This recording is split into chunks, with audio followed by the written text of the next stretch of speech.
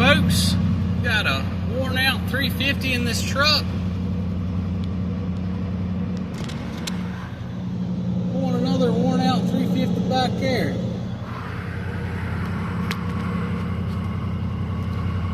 So, finally got a motor for this truck here. The motor in this thing is just shot. I mean, it is on its last leg. I mean, I'm telling you, everything in this truck is just absolutely falling to pieces. I mean, this thing is clapped out. This thing is wore out, that's for sure. I mean, I can't hardly get up the road. I mean, I'm probably got the throttle halfway down, and I'm not even, I can't even see how fast I'm going because the speedometer crapped out the other day. I'm not even going 55. Watch this. I mean, this thing won't even go up a hill hardly. This thing's just wore out. Oh, we'll hit a bump there. But let's see. Anyway, went and got another 350. Oh, there it goes. Yeah, the speedometer's shot. Not even working right. This truck is just, I tell you, I bought some raggedy trucks and cars before. I mean, pretty raggedy, but I've never had something that everything's just falling to pieces on it. Of course, this truck is set for 12 years, but I had absolutely, by the way, if you're new to this, I had absolutely no choice but to buy this truck. I had no choice. That is not a joke either. I had to buy this truck because the transmission went out in my Durango, and in the real world here, yeah, it's a beautiful sky, and you got to get back and forth to work. So I had absolutely no choice but to buy it, and here we are about $7,000 later, and this truck is still not right. So it's probably going to be $10,000 in a $300 truck. Just being realistic here. Got our buddy with us. He's with us. I tell you what, it's a beautiful day. So I did kind of glance at that block. It is a 350 from the 70s. I really didn't even know what the cast number was or anything, but I did glance at it, took a little sneak peek. I have no idea, I really have no idea what hits or anything were on it, but I do know it is a 014 block. So I know 010 is the famous one with the high nickel contact, whatever. It's supposed to be a strong block. This is a 014, so it's supposed to be pretty strong too. So anyway,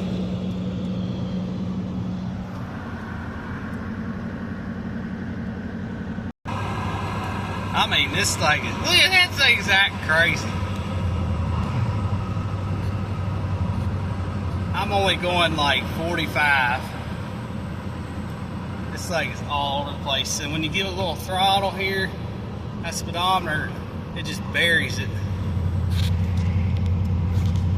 Hey, I'm only turning like 1500 RPM. Going like 45, 50 mile an hour at most right now. Watch this. If we get just a little gas, just a little bit of throttle there. Junk. I tell you what, it's a beautiful day today. It really is. Look at all them fields and all that. Man, that's beautiful. I'm so glad that winter's over now. I do not like winter. Winter is extremely hard on me. And I do not like winter. You can do it, buddy. You can do it. Come on, we can do it. We can do it. We can make it. But I mentioned we got heat in this truck now, and we got a radio that works. Can't show it because they're going to get a bunch of copyright stuff. I don't know what's worse. The way this thing rides, or the 5 PSI compression on each cylinder on this thing because it's so wore out. Sometimes you gotta talk nice to them. You gotta talk real nice to them. You can do it, buddy. You can do it. Come on, you can do it. Uh-oh, we're going up a hill. Uh-oh, you gotta hold your leg up. Oh, man. I don't know. Are we gonna make it? That's a heavy motor back there. I don't know. We're gonna make it. All right, we made it over the hill. Woo, we're going downhill now. This thing's not struggling now. Man, this truck's a piece of crap, man. Be nice. Gotta be nice. Gotta be nice to it. Okay, well, according to the speedometer, never mind. say we're almost on the moon right now, so it kind of corrects itself, but like it's rough. We're getting there. Man, I wish I could get some Subway and get me some pizza. I want some Papa John's from Pizza Hut. So I don't know which one is better. But me personally, I like Pizza Hut, but I don't like their crust. But I like Papa John's crust better. But I like Pizza Hut's toppings better. So if I could do it, I'd take the Pizza Hut toppings and put them on the Papa John's crust, and that'd have me a slice of heaven right there. But it'd be so nice to get some food. But you know, sometimes you gotta choose between getting back to work or having food. So you just gonna have to go without. Oh well, it is what it is. Gotta do what you gotta do when you broke. See, that's the difference between me and all these big YouTubers on YouTube is I don't have sponsors. I don't. I had to bust my rear end just to get that 350 back here. I had to bust my rear end just to get that thing. That's the difference between me and the clowns out there. Yep, back on the moon again. This thing, I done tried everything. That's kind of fixing it. This thing's just falling to pieces, man. Alrighty. So we made it back in one piece. Thank God. Now we can finally take a look at it and see what we really have here. So, thank God that's over with. So, it took me 2 months, okay? It took me 2 good months to save the money up to buy this thing. And because I didn't have the money, I didn't. And I had to scrape and scrape, with winter and all that coming. And, I had to scrape and scrape and scrape to get this thing because I don't have a lot of money. I got bills, stuff to pay for, that kind of thing, the real world there. And, it takes money to do this stuff. This thing was $400. Alright. And I had to do what I had to do to get it. And it took me about 2 months. Really, it's about a month and a half. Almost 2. But this came out of a 3/4 ton truck that it had propane on it at one time, is what I was told. And real nice gentleman there. I like people like that. It's hard to find people who work with you and all. And I don't really like dragging stuff out. I'm not one for that, but sometimes you got to do what you got to do to make ends meet and all. But anyway, it's mine now. It's paid for. I ain't got to worry about it. So everything's good to go on that. And it's in a 3/4 ton truck. I think it had propane or something on it. I don't remember. I really don't know. I think it might have been a power truck. I don't know. But anyway, it came out of a 3/4 ton truck. Supposedly, he said it was rebuilt. I mean, as old as it is, I would hope it's probably been rebuilt at least once or twice, maybe even 3 and 4 times by now. But anyway, I wanted to get this because it's about impossible to find a 350 nowadays. And, without getting it, doing the click, click, boom thing off the internet. Because that's what I have to do on a lot of stuff nowadays. And not to ramble on too much here, but I want to give a little backstory on this thing real quick.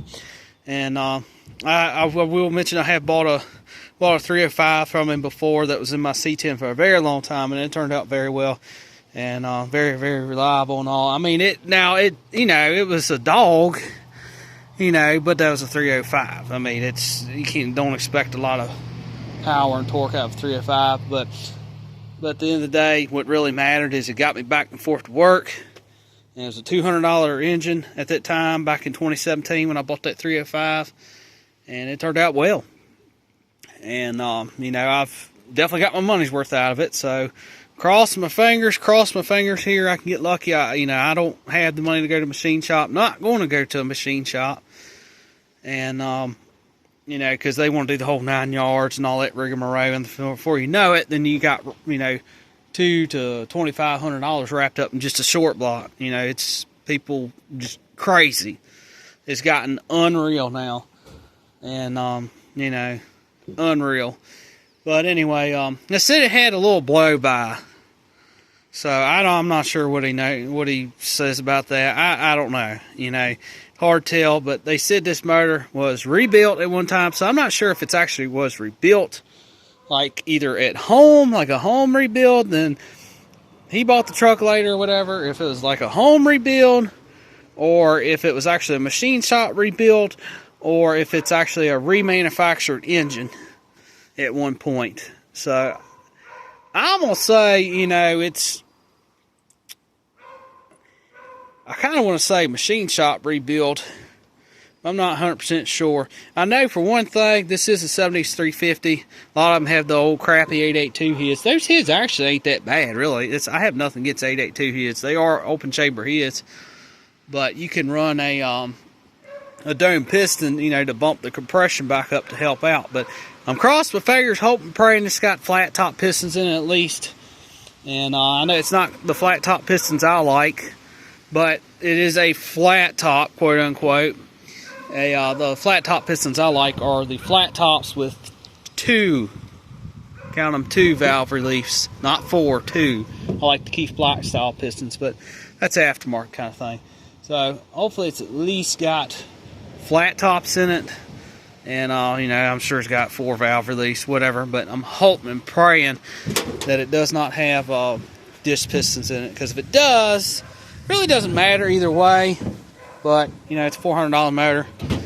But I mean, it's got I just hope it turns out pretty good, you know. But I hope and pray it's at least got flat tops, because that makes it a lot more easier. I'm not even sure if I'm going to use the top end on this thing, because he said it had blow by.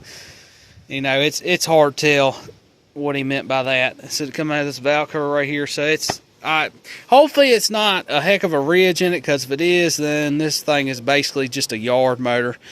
And what I mean by that is, you know, something that's, if you want to throw in an old beater car, you know, like a farm truck or a beater car or whatever, to move something around point A to point B in your yard now, or on a farm, whatever, you know, it'd probably be fine for something like that. But, you know, I'm hoping and praying that this thing is, you know, will work out, because it's about almost, might as well say about $1,000 now for a small block, generally speaking. I mean, it is a tiny bit of overkill, but you're going to spend at least $700 to probably $1,000 for a good core now. It's gotten unreal, and 350s are starting to get very scarce now, and they're starting to get pretty rare, you know. And I am not no LS man. I will never be a LS man. You know, them things, don't get me wrong, you know, everybody's different, but this is what I like. I like old school stuff, you know.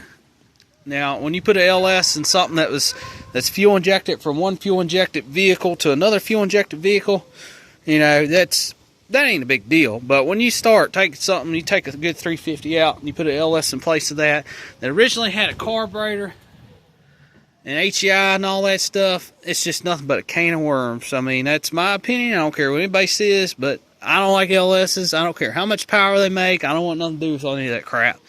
I'm an old school small block guy. I like cast iron block, cast iron heads. You know, a whole lot easier to work with cast iron. So, anyway, so hopefully it's not a heck of a ridge or anything in it.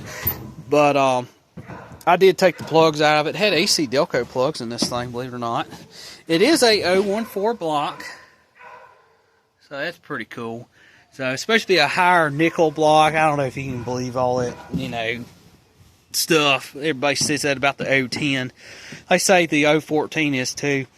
And I'm going to say it's a 2-bolt main. I seriously think it's a 4-bolt main. But the boss down here is broke off, or either, I don't know, maybe somebody took a grinder and trimmed off. I'm not sure what's going on up there. Or either it broke. It's a grinder mark. So somebody ground that off. I don't know what happened. I don't know if it cracked and they cut it off or what, but I don't think it'll hurt anything. But it's definitely got new expansion plugs in it. Well, I say new, but they're not original. So that's, you can clearly see the part number on it. It's EPC 41 inch and 5/8. They're all inch and 5/8. But there's another one. EPC 41. They've been replaced. Looks like it's been replaced. So that's good. Don't look, you know, horrible, but got an Elderbrock Performer intake. Have no idea what head these are, but I know for a fact these are not 882, so that is one good thing. Now, 882, like I said, you can run a dome piston in it, but, you know, it costs more money. Then you got to rebalance it and all that stuff, and at the board block and all that rigmarole. And it costs more money to be able to use the 882 heads than what it's worth, in my opinion.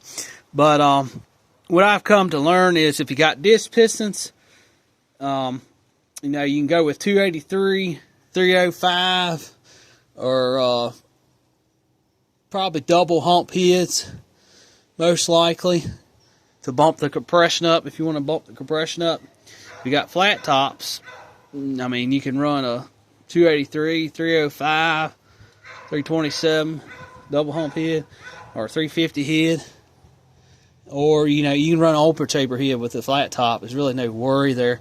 But with a dish piston, you don't want to put an open chamber. I seen, and I don't give credit to nobody on YouTube. I don't make money off this stuff. I don't. I'm just trying to make ends meet and trying to keep my truck, bike my truck, keep it on the road, get back and forth to work and all. But I ain't no different than anybody else. Just trying to make ends meet. You know, so you gotta do what you gotta do. But I seen somebody, they took a 350, had dish pistons in it, and they put 882 heads on it, and it took forever. They couldn't get to crank over and all that. Of course, they halfway, you know, did stuff. Now, I'm not perfect either, but some of that stuff is kind of ridiculous there, like leaving all that oil and grease and everything on the surface of the deck of the block, and you got the heads off. Clean all that stuff up, like, have a little pride. You know, clean that stuff up so it'll seal up good. I'm not taking it apart 2-3 times, you know. Anyway, there's a video on YouTube, and I'll give you a little hint. Sleeper. And anyway, so he had not trying to talk bad or nothing, but he had a 350. It had disc pistons in it, and the heads were junk. All the valves were broke off in it, and it was in a junk truck basically, and it sat forever. And this is about a $150 to $200 truck at best, being, you know, realistic about it.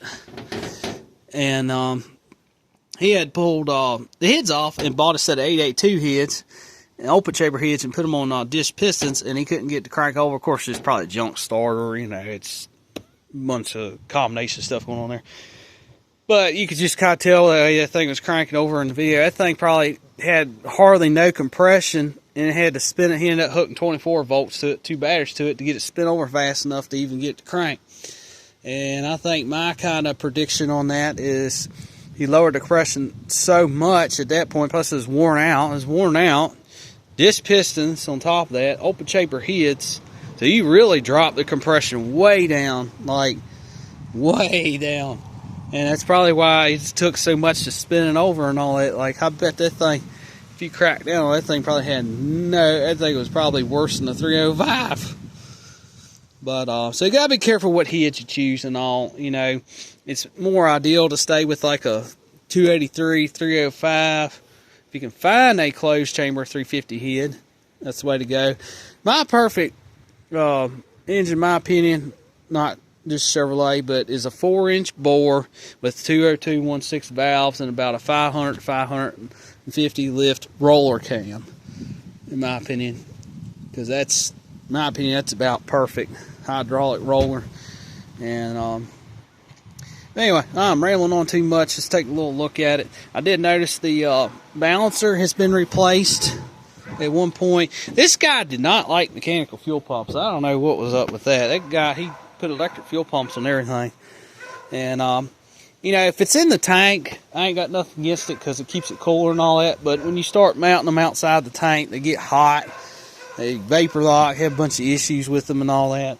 And I see some people, again, don't mean nothing bad about it, but, you know, they have a pump on the, either in the tank or on the frame, and then you have the mechanical pump on the block, and then you're pushing pressure against that mechanical pump, and it's going to eventually blow that diaphragm out. And I've seen stuff like that, and I'd rather have a mechanical pump. You know, the worst thing that can happen, unfortunately, is diaphragm fails, and it fills the crankcase up full of gasoline. But I'd just rather have a mechanical fuel pump. You know, I'd just rather deal with that. I don't want to deal with all the electric junk and all that garbage. But it's Elderbrock intake, dual plane intake, so I do like that. He put some nice bolts in it. Well, one thing I don't like about it, this is kind of a red flag right here, and this might have been the issue why I had blow-by. If you look at it there, I can't remember. He might have took the water pump off. I think this thing might have had a water pump. I don't know. It kind of looks kind of fresh. I can't remember if it had a water pump or not. It doesn't matter, though. But, yeah, it's been a little bit. I ain't worried about that. I got another time chain cover and all that stuff for it. I'll be honest. Really, I just bought this thing for the short block, to be honest. I'm not really worried about the top end. But it's got a plug right here, if you notice that. I don't like that. And there's a boss in the thermostat housing. I might use that thermostat housing. Hopefully that's alright. But, so it had no way to run. He probably didn't run a heater core or anything on it. And that might have been part of the reason. You know, you got to have some kind of hose there from the water pump to your intake.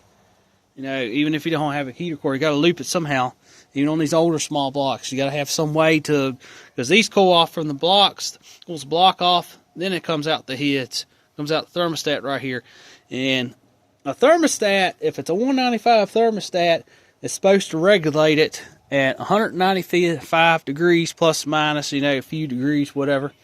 And your radiator cap, I believe, correct me if I'm wrong, like if you got a 13-pound cap, a 13-pound radiator cap, for every pound raises the boiling point by, I want to say, 2 degrees. So it raises a 13-pound cap. If you double that, that's 26 degrees, roughly. So it raises the boiling point 26 degrees with the radiator cap, 195 thermostat, and all that. But I don't like that. You know, I don't see any other thing on there. I don't like that. So that could have cracked the head or something. And you got to remember, too, when these engines are cold, you know, you still have air in the system all the time, even if it's full of coolant and everything. You know, as the engine expands and contracts, you know, heat cycles, that kind of things, you know, that coolant and all that, you know, when it's hot, water raises and all that. And, you know, as everything cools off, it kind of the level kind of goes down a little bit.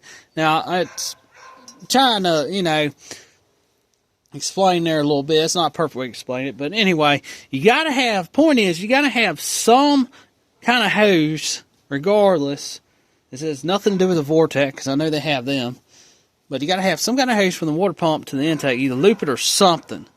That way you can, you know, constantly, because it goes this direction from the block to the heads and it comes out one of these ports here, okay? You got to have something there. Because if you don't, it's no way to get all that air and all that out of the system. So that's one red flag I don't like. And mechanical fuel pump, I'm not too worried about. Now, that could be another issue there. Hopefully it didn't chew the lobe up on the cam, and that's why he blocked it off. So, you know, it's the distributor cap is broke. That's an AC Delco. I think it's broke. Oh, yeah. No, it's not broke. It's just junk. Oh, cool, might be alright. That's burned pretty bad. That's junk. But it is what it is. That's pretty cool, though. This cover's still good. I might save that. And it's chewed up a little bit. You got 1, 2, 3, 4, 5, 6, 7. Looks like you got 7. So I'm missing 1. That's alright, I'll pull it out here in a minute. I think it's distributors are. Oh yeah, it's broke. But I want to get that distributor out of there. And folks, when you trying to transport any kind of engine like this, especially on a small block Chevrolet. Now, this one didn't have it, especially on this driver's side, or even if it had the passenger side dipstick. Always remove that dipstick, all right? Remove that dipstick, a lot of old hot rodders know this. Remove that dipstick, put your crappy valve covers on here, and you don't care if they get dented up, or if you can put a strap on them, if it tweaks them a little bit, that you don't have to worry about. So, make sure you have crappy valve covers you don't care about. Take that dipstick out of there. Take the plugs out of there, okay? and take your distributor out and take your oil pressure sensor off, so you don't bust that stuff, and leave the flex plate off as well. That way nothing gets busted or tore up. And you'll be good to go. So Edelbrock intake, just a performer. And it's not even RPM. Not that I care though. At least it doesn't have any. Oh yeah, it does. Darn it. Oh well. But studs look good. I don't think it's too bad. And that intake's probably fine. Thermostat housing's probably fine. That's the original GM thermostat housing. That's cool. I like it. I'll save that. So, yeah, I like that he did use flat washers on that, even though the flat washers are way too big in diameter. But at least he didn't use lock washers, because that gouges the intake. So that's okay. But, yeah, don't look terrible, just a little sludge. But anyway, I believe we're going to have to make a part 2 on this. And I don't really see anything. It's a little chip, but I think it'll be alright. But I actually needed another intake. I needed the older style. It has Bosch right here, so that's good. And then when you buy, real quick before we end this video here, we'll have to make a second part where we tear this thing down. And there's another YouTuber out there again, and don't mean nothing bad, but he had a video I made fun of a while back. I thought it was kind of funny. It's a joke. It's a joke. And he's like, we're going to do a tailgate rebuild. Tailgate rebuild. I challenge you right now. All right? I challenge you.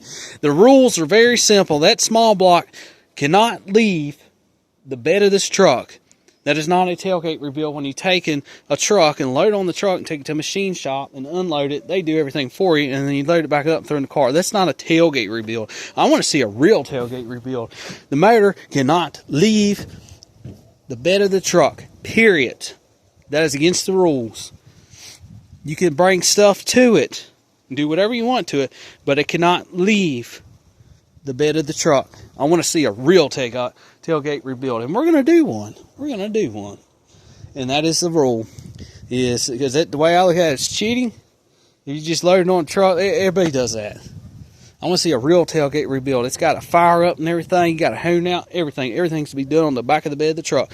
Now, you can drive the truck to a car wash and spray it off, but you cannot physically take this. You can take it apart, do whatever you want to do, but the short block, and the heads and all that cannot leave the bed of this truck. No parts that come off of it cannot leave the bed of this truck. You can clean them up. Everything has to be done in the bed of this truck. So I challenge that. I thought that was a crock. That was funny. That guy's something else. I don't mean nothing bad. I ain't trying to talk bad about anybody, but that guy's something else. He does a lot of. He used to be popular on YouTube. He used to have decent videos, but he kind of went a little cuckoo there. But I started falling for it a little bit, believing that you had to have a roller cam and everything, and hardened seats and everything, and blah blah blah. And, well, the real world here, not every single cylinder head, whether it's a Pontiac, a Cadillac, a Chevrolet, a Ford, like a flathead, or well, a flathead would be down the block because the valves are down the block. But the point is not every single cylinder head can accept, especially Mopar heads, Chrysler heads, whatever. They can accept a hardened seat without hitting a water jacket and risking it. So that's the reality of it. That's what they don't tell you. And not every single engine out there, like a Ford 306 cylinder, as far as I know, they don't make a roller cam. Yeah, you could get one custom ground, but then you got to get custom lifters and all that. So it's not always that option. And, it's not always that option of having a roller cam and hardened seats. You can't always do that. Now, on something like this, yeah, you can get by with it because it's something a little newer. Usually you get stuff like, most stuff of the 60s, 70s, 80s on up, especially late 80s and 90s, they had it pretty much by then. Not all of them, but generally speaking, a lot of them did, like Chevrolet, Ford, and all that. Most of them had done switched to roller cams by then. But, you start getting to the 50s and oddball stuff, 40s, 30s, and all the way back, it's hard to get, to be able to upgrade stuff like that. Hardened seats, roll cam, and all that stuff, blah, blah, blah, blah. But the thing is, don't believe everything on the internet. But I'll give you a little hint. It was my vintage. There you go. You can figure the rest out. But anyway, and that guy wants you to pay for a class to rebuild an engine. I ain't paying for no class. That's the whole point why I bought this thing. I ain't spending more money I ain't got to learn how to rebuild a motor. I can get on the internet and watch YouTube for free. I tell you, YouTube has went downhill. It really has. There's too many sponsors and all this AI garbage and just, man. But anyway, all right, enough about all that rigmarole. All right, so I'm excited about this thing. It's got a PH30 oil filter on it. That is a SFI flex plate. Sorry, y'all. I know I'm rambling on here. That is a SFI flex plate, which is pretty cool. So, unfortunately, it's junk. So there is a spot on, I've seen somewhere that's chipped. One of the teeth is chipped. I did not like that.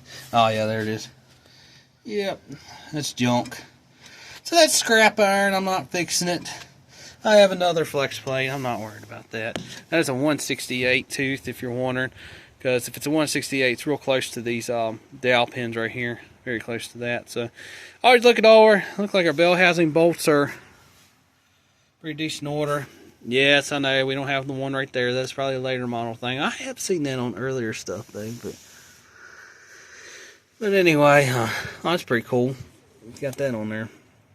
Convoy. I'm not sure what that means. My 283 has that. And T3. So this is a 72. So it probably does. H872. Huh, I never seen one that actually had the year 72. That's pretty cool.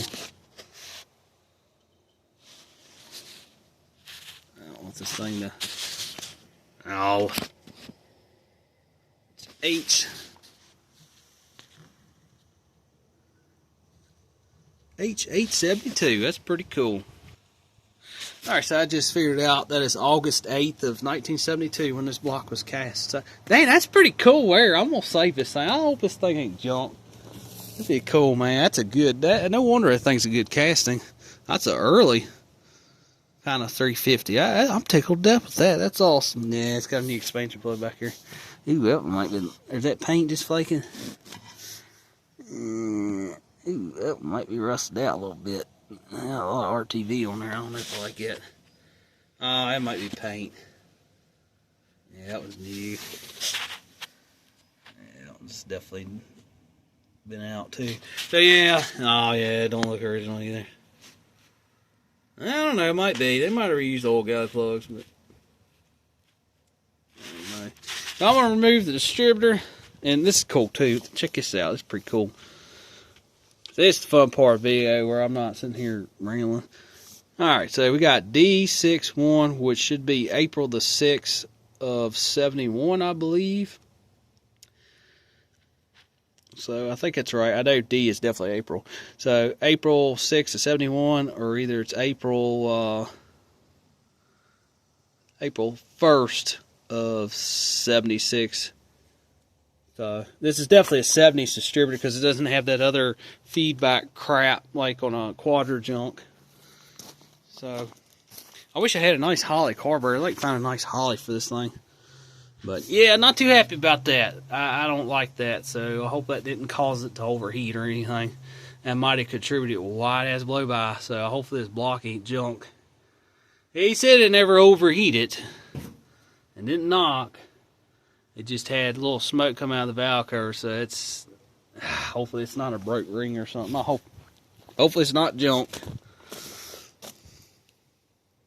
I ain't got a lot of money, and I really don't want to put a lot of money in. Hopefully it'll run. It does turn over. I did spin it over, so that's pretty good casting. Heck yeah. I tickled to death with it. Alright. Oh, these are the nice valve covers, too. These are the flat ones. I like that. See, some of these aftermarket intakes, this is intake that's way better. You get these El Cheapo junk overseas intakes. There's a boss, like right in here, it'll hit... You get certain valve covers and intakes. A lot of Chevrolet guys know this. Unless you run a thicker gasket that's almost, what is it, 444 thousandths thick, something like that. I've seen some people double up the gaskets, but I don't like doing that. To me, that might cause a little leak too. Or you can take grinder and grind it off, whatever. But there's a boss on the newer intakes, like right in here. This one's got plenty of clearance. I can put my finger in there. I can put my pinky in there. But the valve cover won't sit flush on top of the head and it'll hit the intake. So some people put thicker gaskets or double them up or whatever. I would rather have a thicker gasket. But personally, if I didn't give a crap about the intake, I would just take a little flapper wheel and just go in there and just very gently grind that off so they'll sit flush on there. But these valve covers are pretty decent because these sit flush. So, but I'll probably end up reusing these valve covers maybe. I'm definitely gonna save that intake. So out of everything on the whole thing, the balancer definitely looks good. I'll make sure as long as it ain't got no groove in it, the rubber looks really nice on it. I'm not a fan of reusing balancers, kind of funny about that, but that one I might actually consider because the rubber's still good on it, don't look like it's slipped, and as long as it ain't no groove on it, and I'll reuse it. No, I'm not using a repair sleeve. If you got to use that, then it's just time to throw away the balancer.